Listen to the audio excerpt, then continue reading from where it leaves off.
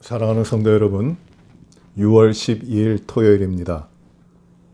오늘도 우리가 하나님 앞에 기도하며 이 하루를 시작하시겠습니다. 기도하십니다. 은혜로우신 아버지 하나님 감사합니다.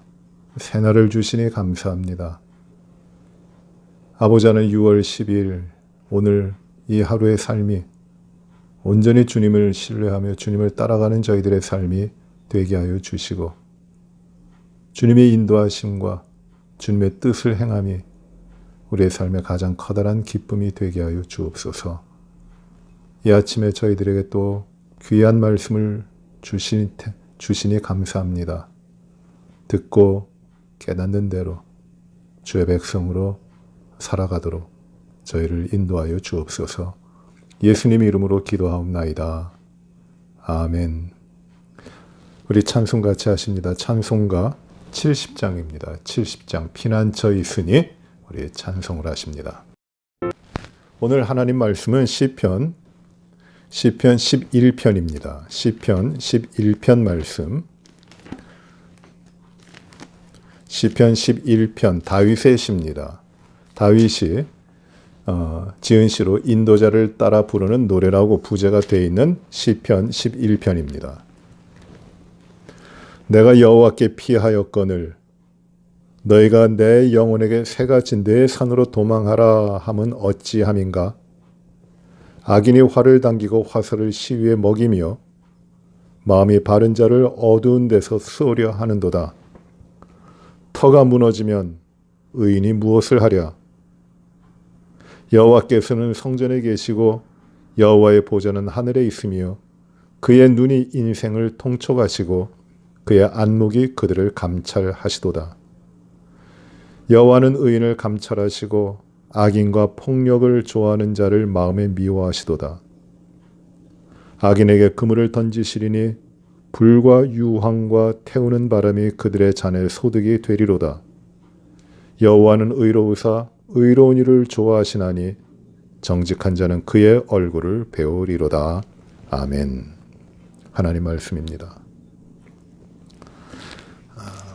이 시편 11편은 다윗의 시입니다. 인도자를 따라 부르는 노래입니다. 찬양을 인도하는 영장이죠. 그 인도자를 따라서 예배 가운데 하나님 앞에 나와서 예배하는 자들이 부르는 찬양입니다. 다윗이 지었는데 언제쯤 지었을까?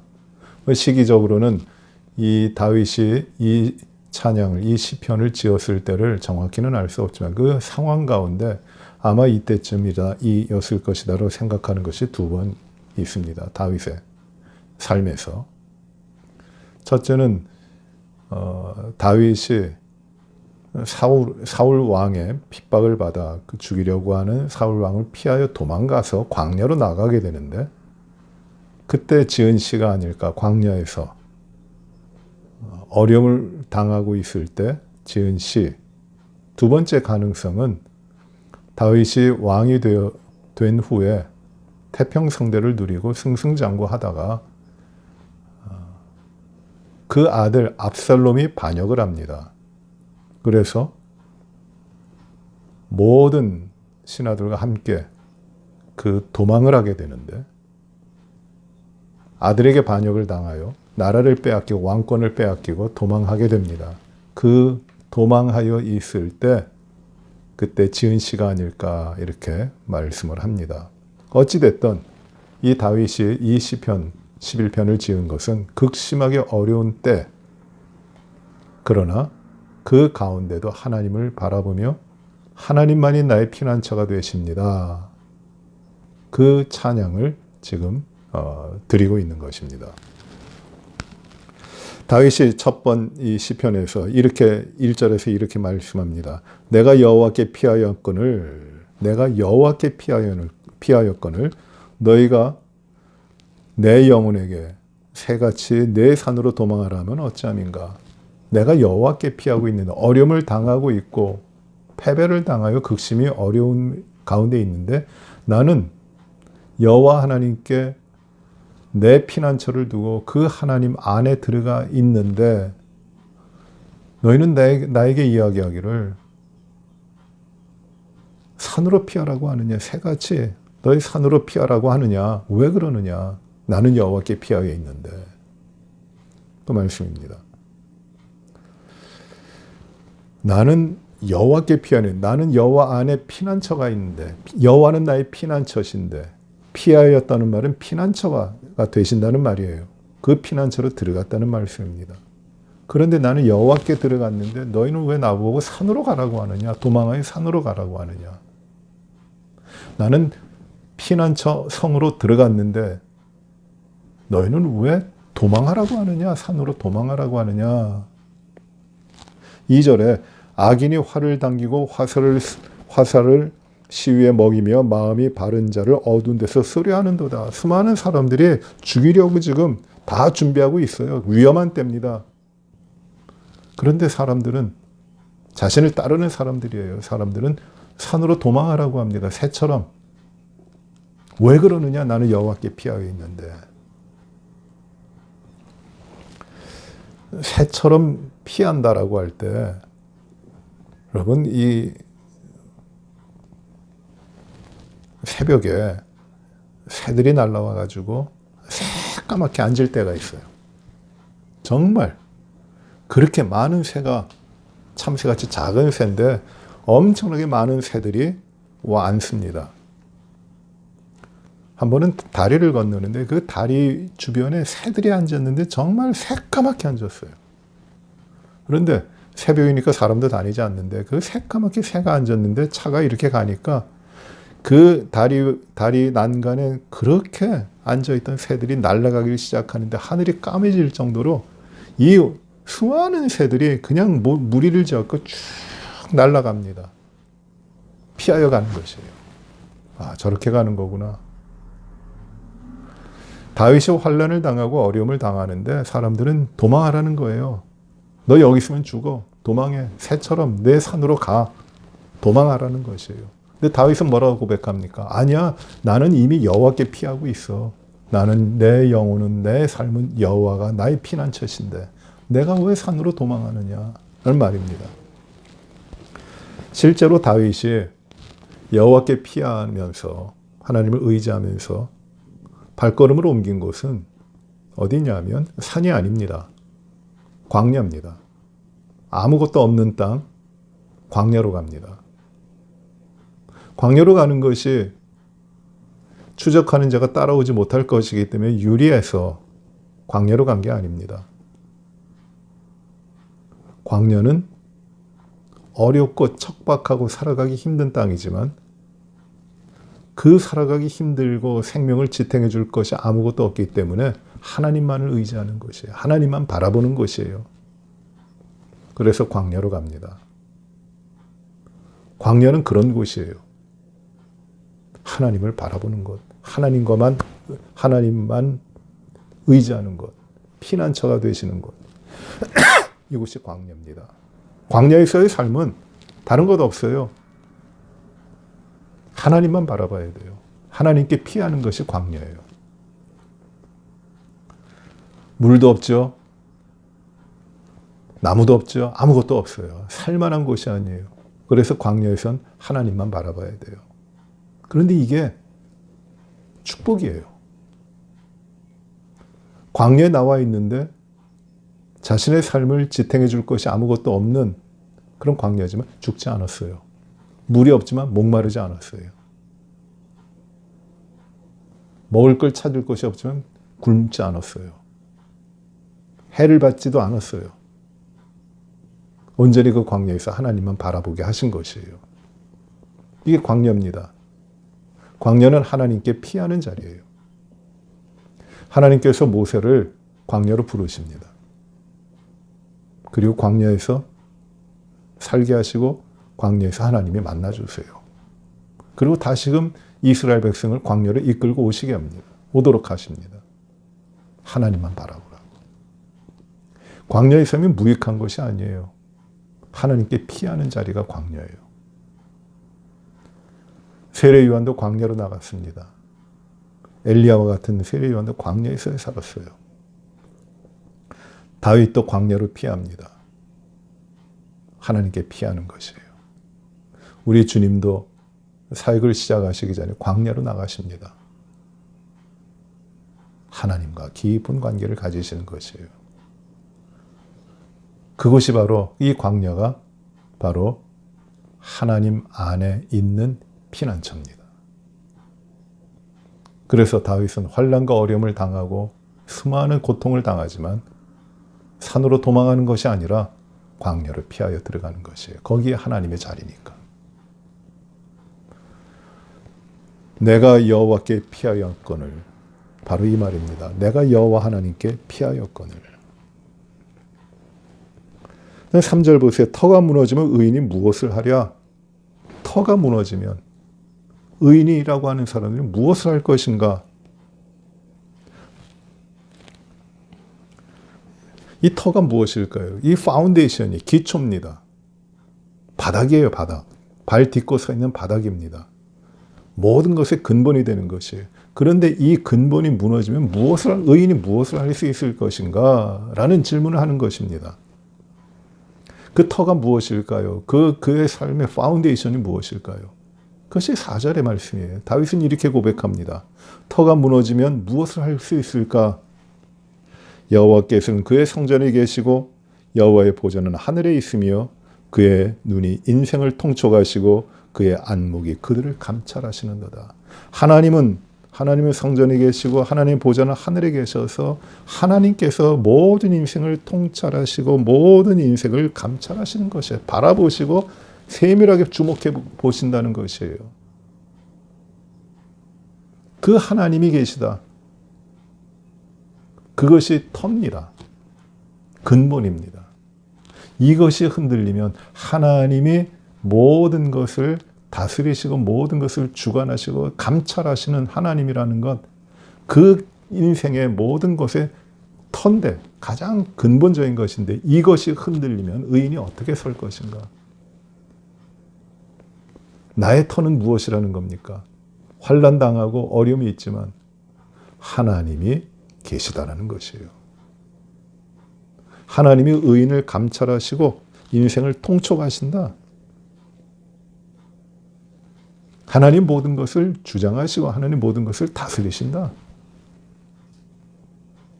이것이 바로 터입니다. 근본입니다.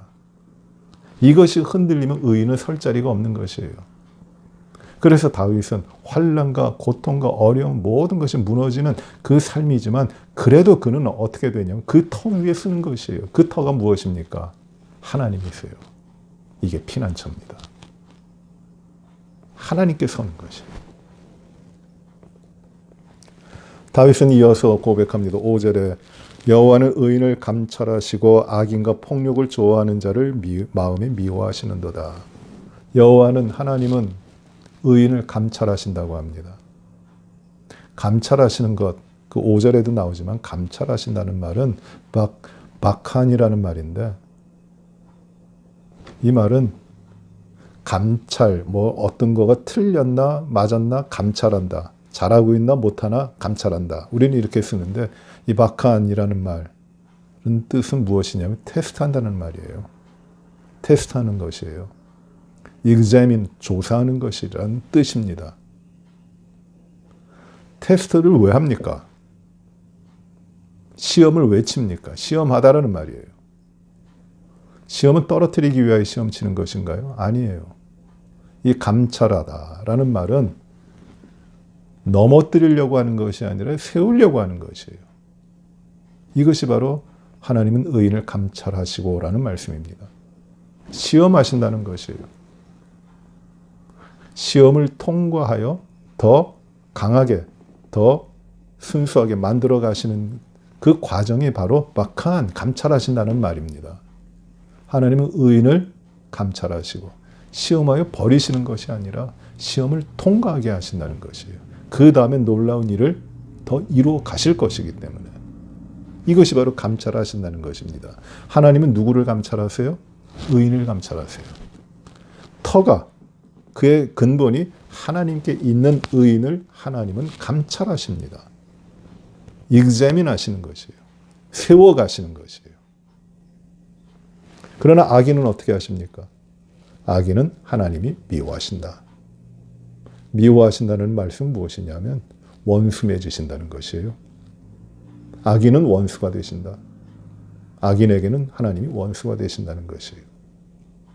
그래서 악인은 하나님 앞에 심판당하지만 시편 1편에 나와 있는 바와 같이 악인은 의인의 회중에 들지 못하고 바람에 나는 겨와 같이 다 흩어져 버려요. 그러나 의인은 하나님이 세우시는 겁니다. 감찰하셔서. 욥기 말씀에 우리가 아주 좋아하는 말씀이 있어요.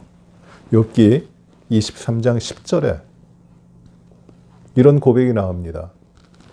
그러나 내가 가는 길을 그가 아시나니 그가 나를 단련하신 후에는 내가 순금같이 나오리이다 라는 말입니다. 예전 성경에는 그가 나를 단련하신 후에 내가 정금같이 나오리라 이렇게 말씀했죠.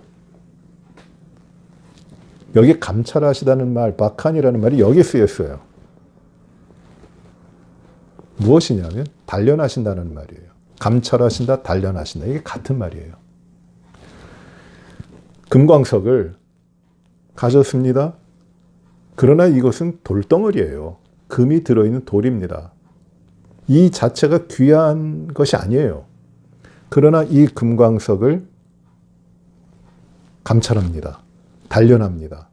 그리하여 이 금광석에 들어있는 돌의 성분들을 다 재해내고 거기서 금만을 뽑아냅니다. 이게 재련하는 거죠. 이게 무엇이냐면 단련하는 것이에요. 단련하는 것. 그 후에 이 단련의 과정이 있은 다음에 정금이 되는 겁니다. 순금이 되는 것이에요. 이 단련하지 않으면은 순금이 나올 수 없어요.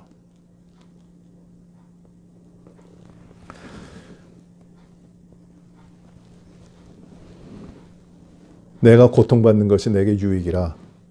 내가 고통을 받음으로 내가 주의 율례를 배우게 되었다. 이게 사도 바울의 고백입니다. 하나님이 단련하시는 것이에요. 그래서 하나님을 더 알게 하시고 하나님의 백성답게 만들어 가시는 것이에요.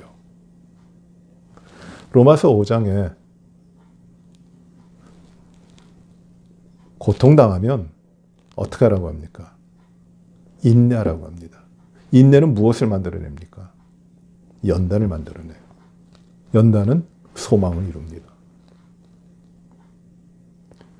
이 연단이라고 번역된 건 고통 가운데 인내하고 인내 가운데 연단을 받아요. 그 연단이 소망을 이루어냅니다. 근데 이 연단이 무엇이냐면은 두들겨 맞는 것, 그것이 연단이 아니에요. 맞기만 하면 연단이 아닙니다. 그건 정말 고통이에요. 연단은 무엇이냐면 어려운 과정을 겪은 다음에 불순물이 제거되고 그 가운데 이루어진 나의 성품, 나의 변화, 그것이 연단이라는 것이에요.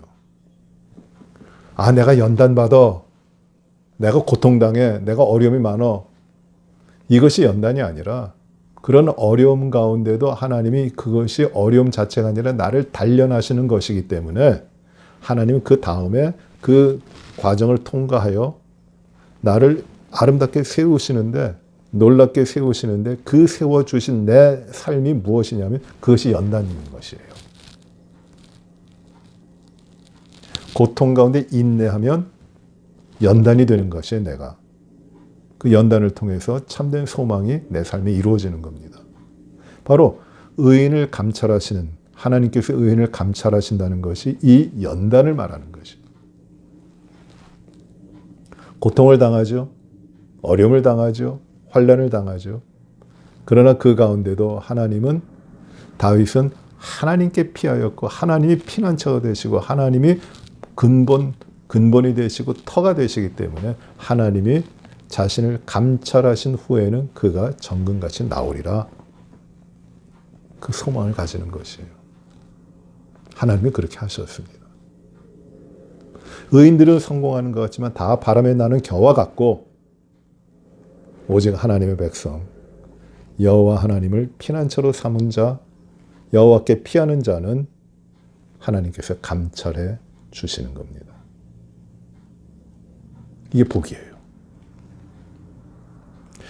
6절에 악인에게 그물을 던지시리니 불과 유황과 태우는 바람이 그들의 잔에 소득이 되리라. 악인은 심판당하는 겁니다. 그리고 여호와는 의로우사 의로운 일을 좋아하시나니 정직한 자는 그의 얼굴을 배우리이다. 의인을 좋아하십니다. 의로운 일을 좋아하십니다. 그래요 정직한 자, upright한 자예요. 바르게 서 있는 자, 이 의인이에요. 하나님 앞에 바르게 서 있는 자는 하나님을 배울 것입니다. 이 고통의 과정, 환난의 과정이지만 온전히 하나님을 의지함으로 여호와 하나님을 피난처 삼아 있으므로 하나님 앞에 변화를 받고 감찰이 되어 하나님을 배우는 자로 나가게 되는 것이에요.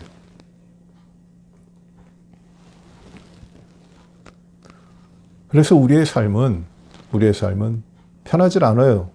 고통이 있고 어려움이 있고 불편함이 있고 시험과 유혹도 많습니다. 우리를 넘어뜨리려고 하는 이 마귀 사탄의 시험이 사람들을 통하여 모든 환경과 여건을 통해서 숨어서 우리를 죽이려고 활을 당기는 것과 같아요. 그런 일들이 참 많이 있습니다. 그걸 이겨내야 돼요. 어떻게 이기느냐? 내 몸으로 막지 마세요. 숨어서 화살을 쏘는데 내가 한번 견뎌보겠다. 내가 견뎌낼 수 있다고 내 몸으로 막으면 죽습니다. 길은 하나예요. 다윗이 이렇게 고백하죠. 내가 여호와께 피하였다. 여호와 하나님은 나의 피난처시다. 바로 이 고백을 합니다. 여호와 하나님은 나의 반석이시요 내가 의지하는 의지시요 내가 피할 바위이십니다. 환난 날에 내가 피할 바위이십니다. 나의 피난처가 되십니다. 내 도피성이 되십니다. 그러니 내가 여호와 하나님께 들어가 피하니 하나님이 나를 감찰하여 나를 세우십니다.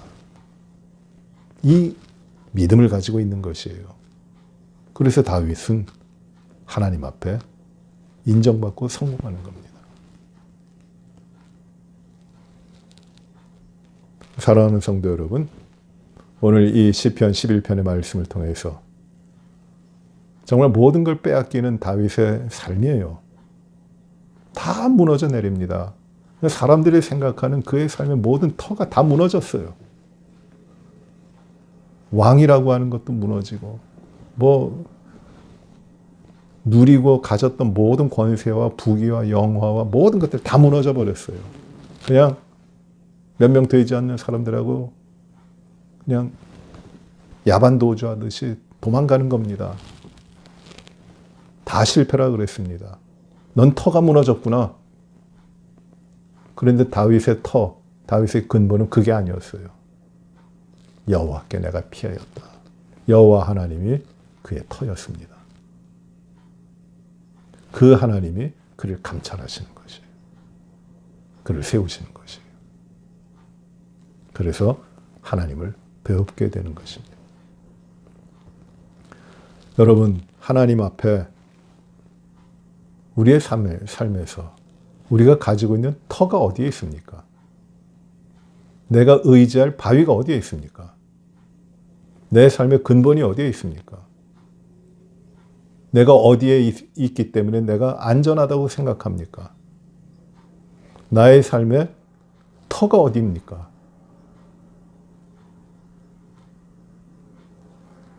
어디에 피하고 계십니까? 무엇을 피난처로 삼고 계십니까? 다윗의 고백을 꼭 들으시기 바랍니다. 내가 여호와께 피하였거늘. 내가 여호와께 피하였거늘. 여호와 하나님은 성전에 계시고 그의 보좌는 하늘에 계셔서 모든 사람을 통찰하시고 통촉하시고 모든 사람들을 감찰하시는데 내가 누구에게 피하며 내가 어디에 소망을 두고 내가 어디에서 편안함을 느끼고 내가 어디에서 나의 삶을 살아갈 것인가? 나는 하나님을 온전히 신뢰하며 의지하는 믿음의 삶을 하나님 앞에 살아가고 있는가? 아니면 내가 쌓아오는 것들 가지고 안주하려고 하는 나 자신의 삶을 살아가려고 하는가? 나는 어디에 피하고 있는가? 오늘 다윗의 이 시편을 통해서 여호와 하나님을 피난처로 삼고 온전히 하나님께 피하며 하나님 안에서 모든 삶을 흔들림 없이 하나님이 기뻐하시는 길을 따라 살아가는 우리 하나님의 백성들의 삶이 우리 모두에게 이루어지시기를 간절히 바랍니다. 기도하십니다. 은혜로우신 아버지 하나님, 오늘도 귀한 말씀을 저희들에게 주시니 감사합니다. 시편 11편의 말씀을 통해서 다윗의 위대한 믿음의 고백을 저희가 듣게 하시니 감사합니다. 내가 여호와께 피하였다. 여호와 하나님이 나의 터다. 하나님은 하늘에 계시고 그의 보좌는 하나님은 성전에 계시고 그의 보좌는 하늘에 계시고 모든 인생을 통촉하시고 감찰하시는 하나님이 바로 나의 터인데 내가 왜 사람들이 두려워서 나를 해하려고 하는 사람들이 무섭다고 나의 안전을 구하기 위하여 새처럼 피하여 산으로 도망하겠느냐?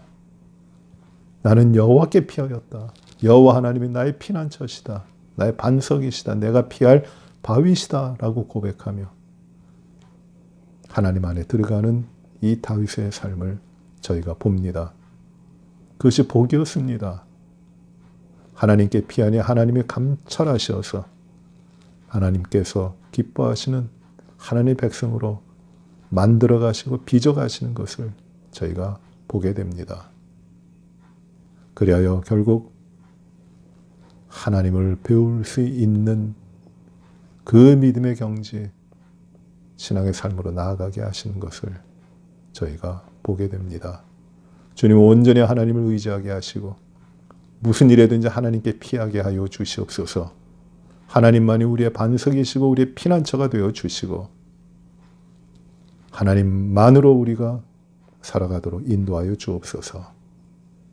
오늘도 이 말씀을 좇아 모든 일 가운데 오직 주님을 의지하며 모든 삶을 이루게 하여 주옵소서.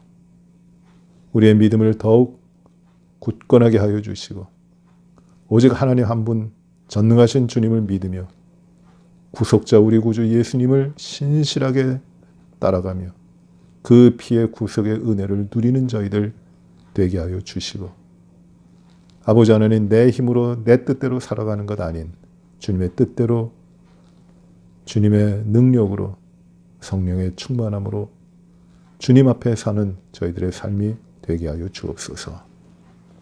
세상 일로 인하여 두려워하거나 염려하지 않게 하시고 나의 터는 여호와 하나님이시니 내가 여호와 하나님께 피하였다 선포하며 고백하며 이 믿음으로 살도록 하나님 우리 모두를 인도하여 주옵소서.